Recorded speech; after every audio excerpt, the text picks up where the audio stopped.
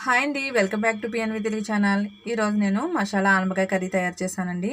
ఈ మసాలా ఆనపకాయ కర్రీ టేస్ట్గా ఎలా తయారు చేస్తానో ఏంటనేది మీకు వీడియోలో చూపిస్తానండి.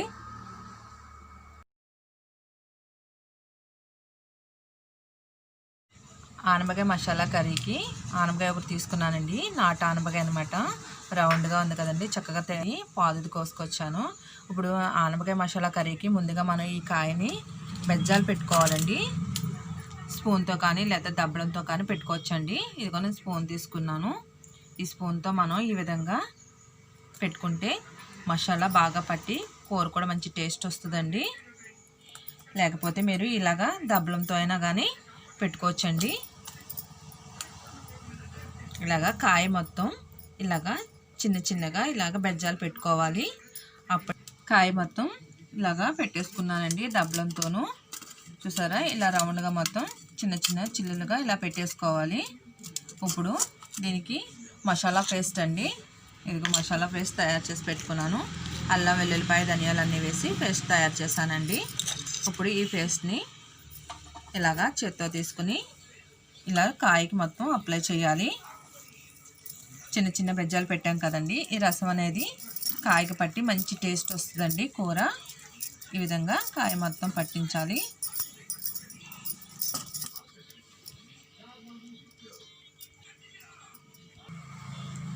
కాయ మొత్తం మసాలా అప్లై చేసేసానండి.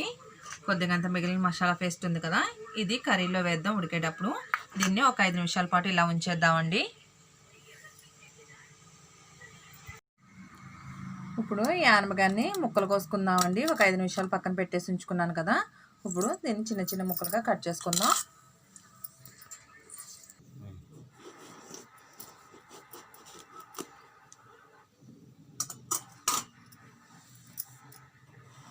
ఇలాగా ఈ విధంగా ముక్కలు కోసుకోవాలండి.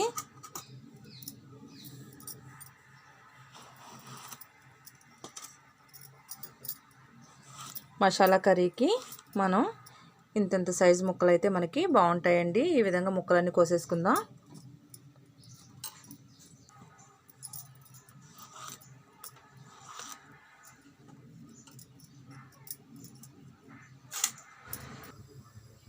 మొత్తం ముక్కలు కోసి పక్కన పెట్టేసుకున్నానండి.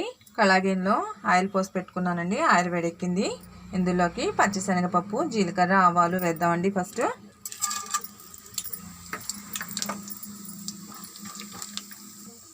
అలాగే ఎండుమిర్చి, కరివేపాకు, ఉల్లిపాయలు చిన్న చిన్న ముక్కలుగా చేసి పెట్టుకున్నానండి. ఉల్లిపాయలు కూడా తాలింపులో వేసేసుకుందాం.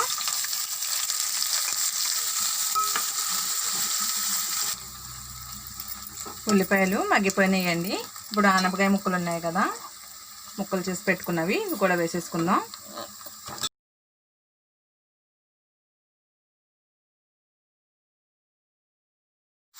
కొద్దిగంత పసుపు, సాల్ట్ వేద్దామండి, త్వరగా మగ్గిపోతాయి.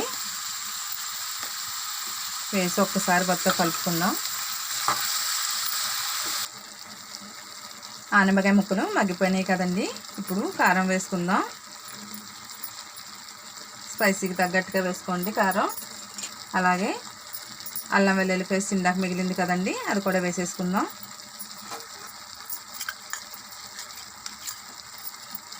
వేసి మొత్తం ఒకసారి కలుపుకుందామండి. ఇలా చేసుకుంటే ఆనపకాయ మసాలా కర్రీ చాలా టేస్ట్ ఉంటుందండి, చాలా బాగుంటుంది. అందులో నాటు ఆనపకాయ కదండి, చాలా టేస్ట్ ఉంటుందండి ఇది. ఇప్పుడు మూత పెట్టేసి మళ్ళీ ఒకసారి మగ్గనిద్దాం.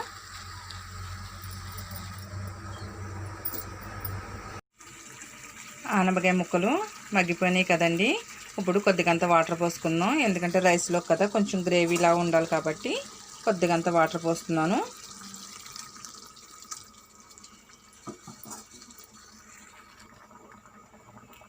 మూత పెట్టి ఉడికించుకుందామండి. వాటర్ పోసుకున్నాం కదా.